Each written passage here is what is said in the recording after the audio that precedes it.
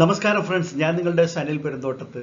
ഇന്ന് നമ്മൾ Jupiter life line hospital എന്നൊരു സൂപ്പർ സ്പെഷ്യാലിറ്റി അഡ്വാൻസ്ഡ് ഹോസ്പിറ്റലിൻ്റെ വിശേഷങ്ങളാണ് പങ്കുവയ്ക്കുന്നത്. അവരുടെ IPO സെപ്റ്റംബർ 6 മുതൽ 8 വരെയാണ് ഓപ്പൺ ആയിരിക്കുന്നത്. 869 കോടി രൂപയാണ് മാർക്കറ്റിൽ നിന്ന് കമ്പനി റേസ് ചെയ്യുന്നത്. അതിൽ 542 കോടി രൂപയ്ക്കുള്ളതും ഫ്രഷ് ഓഹരികളാണ്. അപ്പോൾ ഈ താനെ ബേസ്ഡ് ആയിട്ടുള്ള താനെ ബേസ്ഡ് ആയിട്ടുള്ള ഈ ഹോസ്പിറ്റലിൻ്റെ IPO വിശേഷങ്ങൾ നമുക്കൊന്ന് പരിശോധിക്കാം.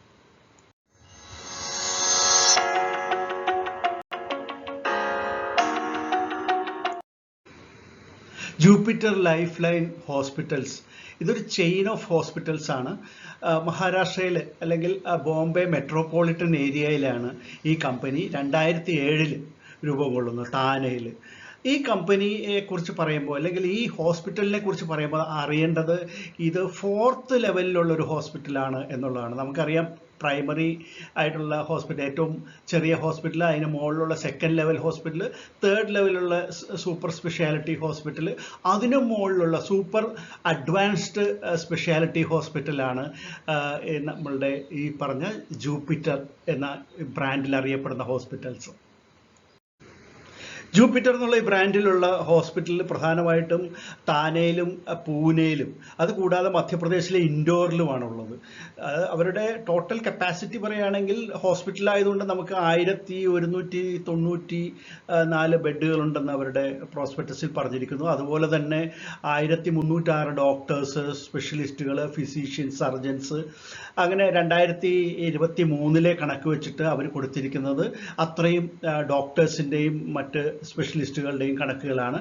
മാത്രമല്ല NABHൻ്റെ അല്ലെങ്കിൽ national accreditation board for hospital and health പ്രൊവൈഡേഴ്സിൻ്റെ NABH എന്നുള്ള ആ സർട്ടിഫിക്കേഷൻ കിട്ടിയിട്ടുള്ള ഹോസ്പിറ്റലാണ്. പിന്നെ NABL എന്നുള്ള സർട്ടിഫിക്കേഷനും ഹോസ്പിറ്റലുണ്ട്. അതായത് national accreditation board four testing and calibration laboratories എന്നുള്ള, അതായത് ഹൈ ലെവൽ വെൽ എക്യുപ്ഡ് ആണ്. അതായത് അവർ സ്വതന്ത്രമാണ്. ഓരോ ഹോസ്പിറ്റലും എല്ലാ തരത്തിലുള്ള എക്യുപ്മെൻറ്റ്സോടും കൂടിയുള്ള സ്പെഷ്യലിസ്റ്റ് ഹോസ്പിറ്റലാണ് ഈ 3 അപ്പോൾ ഈ പ്രധാനപ്പെട്ട ഈ 3 ഹോസ്പിറ്റലിന് പുറമെ ഈ കഴിഞ്ഞ ഏപ്രിലിൽ അവർ ഡോംബിവിലിയിൽ ഒരു വലിയ സൂപ്പർ സ്പെഷ്യാലിറ്റി ഹോസ്പിറ്റൽ കൂടി ആരംഭിക്കുന്നതിന് വേണ്ടിയിട്ടുള്ള നടപടികൾ ആരംഭിച്ചിട്ടുണ്ട്.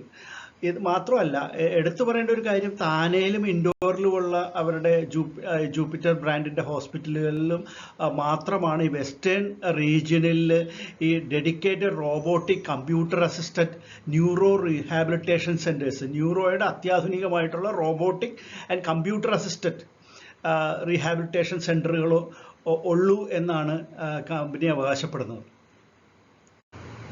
ഇനി പ്രൊമോട്ടേഴ്സിൻ്റെ കാര്യം നോക്കുകയാണെങ്കിൽ അജയ് താക്കർ, അങ്കിത് താക്കർ എന്നീ 2 വ്യക്തികളും അതോടൊപ്പം തന്നെ വെസ്റ്റേൺ മെഡിക്കൽ സൊല്യൂഷൻസ് LLP എന്ന ഒരു കോർപ്പറേറ്റ് ഫണ്ടുമാണ് ഇതിൻ്റെ പ്രൊമോട്ടേഴ്സായിട്ട് പറയുന്നത്. അതിൽ അജയ് താക്കറാണ് ഇതിൻ്റെ പ്രധാനപ്പെട്ട ചെയർമാനും മാനേജിംഗ് ഡയറക്ടറും.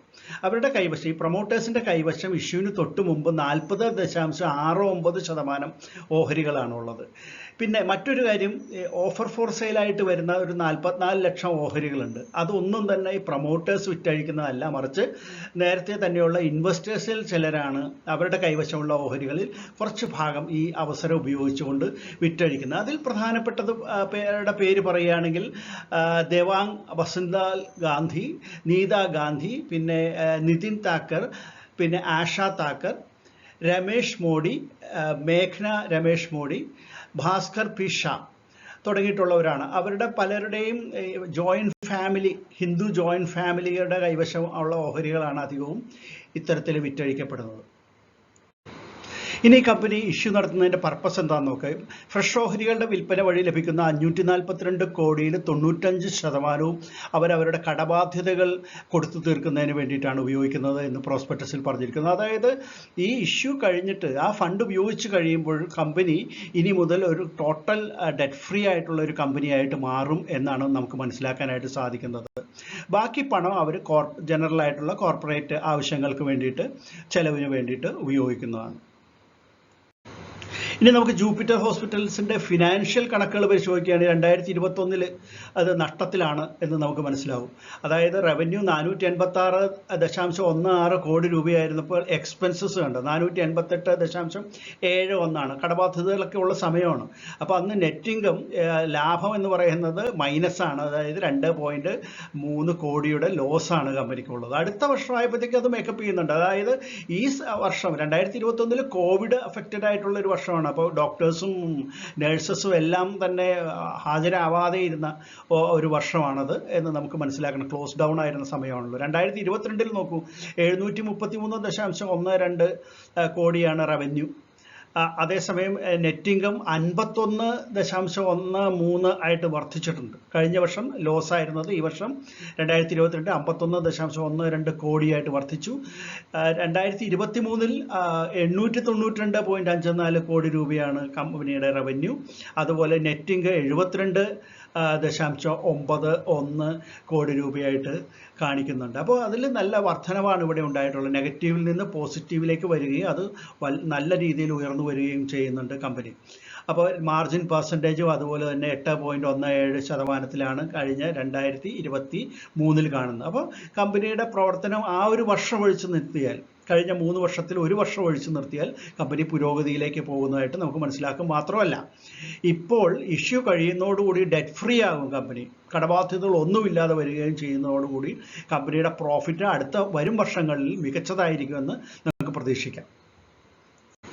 ഇനി ജൂപ്പിറ്റർ ഹോസ്പിറ്റൽസിൻ്റെ ലിസ്റ്റഡ് പിയർ കമ്പനികൾ നമുക്കൊന്ന് നോക്കാം. Apollo Hospital, Fortis Health Care, Max Health Care Institute, Narayana Hrudayalaya, Global Health Limited, പിന്നെ KIMS Krishna Institute of Medical Sciences limited.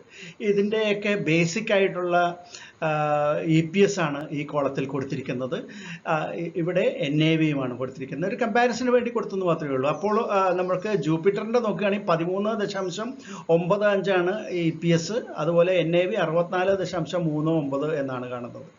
അപ്പോൾ ഇവരൊന്നും തമ്മിൽ നേരിട്ടുള്ള ഒരു കമ്പാരിസൺ സാധ്യമല്ലെങ്കിൽ പോലും ഒരേ ലെവലിലുള്ള അല്ലെങ്കിൽ ലിസ്റ്റഡ് പിയർ കമ്പനികൾ എന്നുള്ള നിലയിൽ ഈ കമ്പാരിസൺ ഇവിടെ കൊടുത്തിട്ടുണ്ടെന്ന് മാത്രമേ ഉള്ളൂ. ഇനി കീ പെർഫോമൻസ് ഇൻഡിക്കേറ്റേഴ്സ് നോക്കുകയാണെങ്കിൽ നമ്മൾ നേരത്തെ PE റേഷ്യോ കണ്ടു, അതുപോലെ NAV നമ്മൾ ഇപ്പോൾ ഈ കോളത്തിൽ കണ്ടു. ഇനി റിട്ടേൺ ഓൺ നെറ്റ്വർത്ത് 20.03% ആണ്. ഇനി രജിസ്ട്രാർ KFin ടെക്നോളജീസ് ആണ്. ലീഡ് മാനേജേഴ്സ് നോക്കുകയാണെങ്കിൽ ICICI securities, Nuvama wealth management, JM financial limited എന്നിങ്ങനെയാണ്. ഇനി നമുക്ക് ജൂപ്പിറ്റർ ഹോസ്പിറ്റൽസിൻ്റെ ഇഷ്യൂ ഡീറ്റെയിൽസ് ഒറ്റ നോട്ടത്തിൽ ഒന്ന് പരിശോധിക്കാം. സെപ്റ്റംബർ 6 മുതൽ 8 വരെയാണ് ഇഷ്യൂ ഓപ്പൺ ആയിരിക്കുന്നത്. 695 രൂപ മുതൽ 735 രൂപ വരെയാണ് ഇതിൻ്റെ പ്രൈസ് ബാൻഡ് എന്ന് പറയുന്നത്. ടോട്ടൽ ഫ്രഷ് ഓഹരികൾ 542 കോടി രൂപയ്ക്കുള്ളതും ഓഫർ ഫോർ സെയിൽ 327.08 കോടി രൂപയ്ക്കുള്ളതുമാണ്. അതായത് 44,50,000 ഓഹരികളാണ് വിറ്റഴിക്കപ്പെടുന്നത്. നമ്മൾ നേരത്തെ പറഞ്ഞതാണ്. അപ്പോൾ ടോട്ടൽ ഇഷ്യൂ സൈസ് എന്ന് പറഞ്ഞാൽ 869.08 കോടി രൂപയ്ക്കുള്ളതാണ്. 20 ഓഹരികളാണ് ഒരു ലോട്ട് എന്ന് പറഞ്ഞാൽ റീറ്റെയിലറെ സംബന്ധിച്ച്. അങ്ങനെ ഒരു റീറ്റെയിലർക്ക് 13 ലോട്ട് വരെ അപ്ലൈ ചെയ്യാവുന്നതാണ്. 10 രൂപയാണ് ഫേസ് വാല്യൂ ഈ കമ്പനിയുടെ. 35% റീറ്റെയിലേഴ്സിന് കൊടുക്കുന്നുണ്ട് കമ്പനി. അപ്പോൾ അതിൽ 50% ഓഹരികൾ കൊടുക്കുന്നത് ഇൻസ്റ്റിറ്റ്യൂഷൻസിനാണ്, 15% HNIസിനുമാണ് കമ്പനി കൊടുക്കുന്നത്. NSEയിലും BSEയിലും ഇത് ലിസ്റ്റ് ചെയ്യുന്നുണ്ട്. ഇനി നമുക്ക് ഡേറ്റുകൾ നോക്കുകയാണെങ്കിൽ അലോട്ട്മെൻറ്റ് വരുന്നത് 13 സെപ്റ്റംബർ മാസത്തിൽ. റീഫണ്ട് 14 ഡിമാറ്റ് അക്കൗണ്ടിലേക്ക് ക്രെഡിറ്റ് ആയിട്ട് വരുന്നത് 15 ഇതിൻ്റെ ലിസ്റ്റിംഗ് സെപ്റ്റംബർ 18 ആയിരിക്കും. അപ്പോൾ ഇത് വാങ്ങണോ വേണ്ടയോ എന്നൊക്കെ ആലോചിക്കുന്നവരുണ്ടാവും. അവർക്ക് വേണ്ടിയിട്ട് അവരോട് പറയാനുള്ള ഈ കമ്പനിയെക്കുറിച്ച് ചെറിയ ചില വിവരങ്ങൾ കൂടി പറഞ്ഞോട്ടെ. 542 കോടി രൂപയ്ക്കുള്ളതാണ് ഇപ്പോൾ നടക്കുന്ന ഇഷ്യൂ എങ്കിലും ഈ കഴിഞ്ഞ മാസം കമ്പനി ഒരു പ്രീ IPO ഇഷ്യൂ നടത്തിയിരുന്നു. അതായത് ഒരു പ്രൈവറ്റ് പ്ലേസ്മെൻ്റ് ആയിട്ടൊരു 123 കോടി രൂപയ്ക്കുള്ള ഓഹരികൾ അവർ വിറ്റിരുന്നു. അതും ഈ പറഞ്ഞ പോലെ ഈ പ്രൈസ് ബാൻഡിലെ ഉയർന്ന വിലയായ 735 രൂപയ്ക്ക് തന്നെയായിരുന്നു. പിന്നെ മറ്റൊരു കാര്യം, കമ്പനി ഈ കഴിഞ്ഞ മാസം ഓഗസ്റ്റിൽ തന്നെ 10% ഡിവിഡൻഡ് അനുവദിച്ചിട്ടുണ്ട്. അപ്പോൾ കമ്പനിക്ക് ഒരു ഡിവിഡൻഡ് പോളിസി ആയിട്ടുണ്ട്. 10%ആണ് കഴിഞ്ഞ വർഷം അവർ കൊടുത്തിരിക്കുന്നത്. ഇനി ഉള്ള വർഷങ്ങളിൽ ലാഭത്തിനനുസരിച്ച് കൊടുക്കുമെന്നാണ് അവർ തീരുമാനിച്ചിട്ടുള്ളത്. പിന്നെ നമുക്ക് എടുത്തു പറയേണ്ട ഒരു കാര്യം, പ്രധാനപ്പെട്ട 3 ഹോസ്പിറ്റൽസും, മഹാരാഷ്ട്രയിലെ 3 ഹോസ്പിറ്റൽസും അവരുടെ സ്വന്തം ഭൂമിയിലാണ് നിൽക്കുന്നത്. അതിനു വേണ്ടിയിട്ട് അവർക്ക് വില കൊടുക്കേണ്ടി വന്നിട്ടില്ല എന്നാണ് നമ്മൾ മനസ്സിലാക്കുന്നത്. പിന്നെ മറ്റൊരു കാര്യം, പെയ്ഡ് അപ്പ് ക്യാപിറ്റൽ ഇഷ്യൂ കഴിയുമ്പോൾ 58.19 കോടിയായിരിക്കുന്നത് ഇഷ്യൂ കഴിയുമ്പോൾ 65.57 കോടി രൂപയ്ക്കുള്ളതായിട്ട് മാറും പെയ്ഡ് അപ്പ് ക്യാപിറ്റൽ. പിന്നെ മാർക്കറ്റ് ക്യാപ്പ് കമ്പനിയുടെ ഇഷ്യൂ കഴിയുമ്പോൾ അതിൻ്റെ ഏറ്റവും ഉയർന്ന വിലയായ 735 രൂപ വെച്ച് നോക്കുകയാണെങ്കിൽ 4819.1 കോടി രൂപയ്ക്കുള്ളതായിട്ട് മാറും മാർക്കറ്റ് ക്യാപ്പ്. പിന്നെ കമ്പനിയുടെ കാര്യം നമ്മൾ നേരത്തെ പറഞ്ഞു. ഈ ഇഷ്യൂ വഴി ലഭിക്കുന്ന പണം അവർ 95% ചെലവാക്കാൻ ഉദ്ദേശിക്കുന്നത് ഇവരുടെ ഡെറ്റുകൾ ഫ്രീ ആക്കുന്നതിന് വേണ്ടിയിട്ടാണ്. അപ്പോൾ കമ്പനി ഒരു ഡെറ്റ് ഫ്രീ കമ്പനിയായിട്ട് മാറുകയാണ്. തുടർന്നുള്ള വർഷങ്ങളിൽ അതിൻ്റെ ഒരു മികവ് കമ്പനിക്ക് ഉണ്ടായിരിക്കും.